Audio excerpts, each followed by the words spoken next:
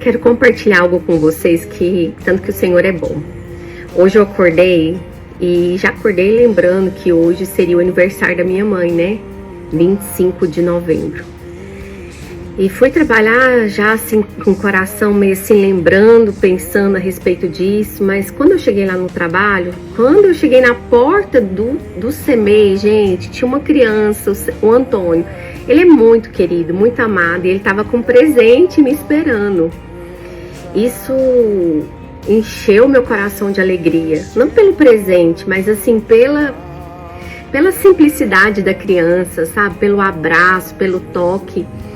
Isso a gente consegue ver o quanto o Senhor é bom. O Senhor prepara os momentos para trazer alegria para o nosso coração, seja o que a gente estiver passando. E isso trouxe assim, já começou meu dia diferente do que eu imaginava que poderia ser. Tava aqui pensando, esse ano minha mãe estaria completando 68 anos. Com certeza eu já teria pensado em qual presente comprar para ela. Como nós poderíamos estar organizando o aniversário dela junto com os irmãos, com as cunhadas, com os sobrinhos, com as pessoas que ela ama. E a gente fica assim, a saudade é imensa, não tem como a gente apagar. A gente não esquece, né? Principalmente de mãe. E o amor, ele continua mesmo depois da morte. Mas para esse ano especificamente, o Senhor me ensinou algo diferente dos outros anos anteriores. Eu estava aqui meditando na palavra do Senhor, quero compartilhar com vocês. Como eu tô lendo o livro de Reis, eu tô no 2 Reis e eu tô no capítulo 4. Há uma história bem conhecida que Eliseu ajuda uma viúva pobre. Aqui fala que certa viúva, ela era viúva de um dos membros do grupo de profetas, né? Seu esposo era um homem que servia a Deus e ele era temente ao Senhor. E ela chega diante do profeta Eliseu e fala para ele. Quando essa viúva chega diante de Eliseu, ela fala que tem um credor cobrando uma dívida. E esse credor está ameaçando de levar seus 2 filhos como escravos. Então assim, essa mãe está numa situação desesperadora. E aí Eliseu olha para ela e fala: o que eu posso fazer por você? O que eu posso te ajudar? E ele faz uma segunda pergunta para ela: o que você tem em casa? Quando Eliseu faz essa pergunta para ela, o que você tem na sua casa? É tão interessante. Ele faz essa pergunta porque ele queria saber o que ela tinha na sua casa para poder realizar um milagre. E ela diz assim: não tenho nada, exceto uma vasilha de azeite, respondeu ela. Era somente isso que o Senhor precisava, uma vasilha de azeite para completar o milagre na casa dela. Olha quais são as orientações de Eliseu no versículo 3. Tome emprestada muitas vasilhas de seus amigos e vizinhos, quantos conseguir. Depois entre em sua casa com seus filhos e feche a porta. Que Eliseu, ele dá uma instrução para ela. Ele fala para ela pegar vasilhas emprestadas com amigos, com vizinhos, o máximo que ela conseguir. E aí o Senhor deu uma ordem para ela: entre para sua casa, você e seus filhos, e feche a porta. E aí derrame nas vasilhas o azeite que você tem e separe-os quando estiver cheios. Então aqui a instrução foi essa. Daquele azeite que ela tinha, o único azeite que ela tinha, ela ia começar a transbordar e ele ia se multiplicar na vasilha sobre vasilha até encher todas as vasilhas. A viúva que fala que ela seguiu as instruções de Eliseu. Ela não ficou questionando, tipo assim, peraí, né? O que eu tenho que fazer? Ela simplesmente seguiu as instruções de Eliseu. E aí, ela e seus filhos começaram a encher vasilhas e mais vasilhas e mais vasilhas, até todas estarem totalmente cheias. E ela disse para os filhos: tragam mais vasilhas. E os filhos disseram: acabaram as vasilhas. E o azeite, nesse momento, parou de correr. Finalizando aqui essa história bíblica, ela diz assim: quando ela contou ao homem de Deus o que havia acontecido, ele lhe disse: agora, ele deu uma segunda instrução para ela: agora venda o azeite e paga suas dívidas. Você e seus filhos poderão viver com o que sobrar. Primeiro a gente vê que nessa história ela era uma viúva que conhecia o Senhor, ela era uma mulher temente ao Senhor, e ela já tinha experimentado com certeza do poder de Deus em outras ocasiões. Seu marido falecido, ele fazia parte do grupo dos profetas. A Bíblia não menciona o que era a função dele. Se ele era um contador, se ele era um tocador de algum instrumento, se ele era talvez um faxineiro, um porteiro. Seja o que for a função que ele tinha lá, ele servia ao Senhor. E outra coisa, ela fala com clareza, ele era um homem temente ao Senhor. Seja em qual função que ele fazia parte do grupo dos profetas, ele era um homem temente a Deus. Ela não chega diante do profeta para querer questionar, né, para querer duvidar, para querer falar por que o esposo dela havia falecido, né? Ela não estava aqui para questionar por que ela se tornou uma mulher viúva.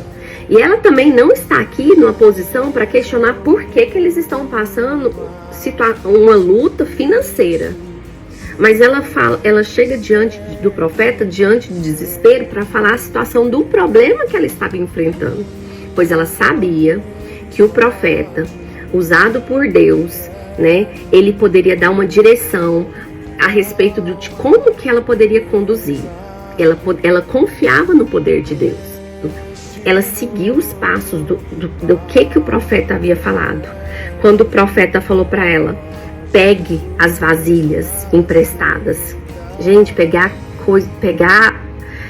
algo emprestado, se a gente olhar para a nossa situação hoje, a gente pode olhar, não é que às vezes não é uma vasilha, mas quantas vezes a gente precisa se humilhar e pedir ajuda pro próximo, pedir uma oração, se render, sabe? Então assim, a postura dela, ela foi clara.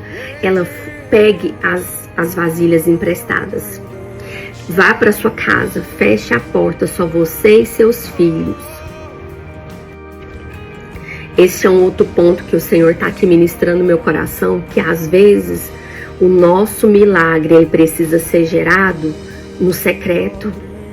O nosso milagre, ele precisa ser gerado na intimidade com Deus e com os membros que estão envolvidos nesse processo desse milagre. Às vezes a gente preocupa muito de compartilhar com os outros nossas lutas, nossas ansiedades, nossos problemas, e o Senhor só quer que você entre para sua casa, feche a porta, esteja a sós com Ele. Você, sua família vai experimentar de milagres. É isso que o Senhor quer para nós.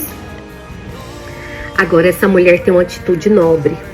Quando o milagre dela acontece, quando o milagre ele surge, ela volta, porque aqui fala aqui, ó, no versículo 7. Quando ela contou ao homem de Deus o que havia acontecido, ou seja, ela voltou diante do profeta Eliseu para contar o que tinha acontecido. Com certeza ela voltou para contar e para agradecer. É isso que nós precisamos fazer. Quantas vezes nós, às vezes, até experimentamos milagres, mas aí nesse momento a gente quer guardar e esconder. A palavra do Senhor quer dizer assim: enquanto você está gerando um milagre, você tem que ficar no secreto. Mas quando o milagre vem à tona, você precisa compartilhar. Porque compartilhar gera fé no coração de outras pessoas. Exalta o nome do Senhor principalmente. Precisamos viver com integridade, porque quando nós vivemos com integridade, nosso nome é honrado. Não porque por nós mesmos, mas porque nós temos um Deus que nós servimos. Se nós temos um Deus que nós falamos, que nós servimos, nós precisamos mostrar esse Deus através da nossa vida, através do nosso caráter, através da nossa fala. Quantas coisas nós falamos que às vezes nós não vivemos do que nós falamos. Então aqui, ela o profeta é claro: pague suas dívidas e você e seus filhos poderão viver do que sobra. Talvez você pense assim: nossa, o que será que sobrou para essa mulher? Mas deixa eu dizer uma coisa para vocês, é o que enche meu coração. Vocês poderão viver do que sobra. No Senhor não existe sobra. Do Senhor sempre nós vamos ter mais. No Senhor sempre nós vamos ganhar mais. No Senhor sempre nós vamos alimentar do melhor. É isso que nós precisamos entender. O Senhor sempre tem para multiplicar. O Senhor sempre tem para nos dar. E para que nós também possamos dar para o próximo. Eu não estou falando só na situação financeira, mas eu estou falando em todos os sentidos. Eu quero voltar aqui ao meu início da minha fala. Por muitos momentos da minha vida, por muitos momentos de luta, de angústias, eu me deparei em situações que eu falava: Senhor, não vou dar conta, não vou conseguir suportar. Mas eu sempre lembrava disso. Minha mãe foi uma mulher que serviu ao Senhor de todo o seu coração, de toda a sua alma, de tudo que ela viveu. E ela era uma mulher temente ao Senhor. Ela é uma mulher que deixou frutos. Ela é uma mulher que deixou a palavra do Senhor no coração de muitas pessoas. Ela foi uma mulher generosa, foi uma mulher, sabe, assim, extraordinária. Mas lembrar que hoje, dia 25 de novembro, seria o aniversário dela. Como seria bom se ela estivesse aqui. Como seria bom poder dar um abraço e dizer: mãe, eu te amo. Sabe? Mãe, eu quero aqui te presentear. Você é a melhor mãe do mundo. Não existe nenhuma outra pessoa que poderia preencher o lugar dela. Não tem. E não vai ter. Mas eu fico com a palavra que ela deixou no seu último aniversário. E é com essa palavra que eu tenho caminhado todos estes anos sem ela. No último aniversário dela, de 62 anos, ela fez um discurso. Minha mãe sempre foi uma mulher apaixonada no Senhor. E é isso que me motiva. Mas ela fez um discurso que ela diz o seguinte: se ela não estivesse aqui, ou qualquer um de nós não estivéssemos aqui, que nós não ficássemos desesperados, porque nós iríamos para o céu e nós estaríamos bem. Isso que me edifica e que traz alegria para o meu coração, porque ela está bem, ela está no melhor lugar, ela está com o Senhor. Então, assim, eu termino meu dia hoje, dia 25 de novembro de 2025, com o coração alegre, de saber que até que o Senhor tem nos sustentado, o Senhor tem cuidado de nós. Nós temos vivido milagres, um por um a cada dia. Então é muito bom, é profético. Nosso tempo nessa terra, ele é profético. E a gente precisa aproveitar ao máximo, viver o melhor. Mas o dia que formos embora, sei que pode alguém ficar triste até chorar, mas não se desespere. Não se desespere, porque eu vou para a glória, ou qualquer um de vocês vai para a glória, e o Senhor vai. Então é muito bom, é profético. Nosso tempo nessa terra, ele é profético. E a gente precisa aproveitar ao máximo, viver o melhor.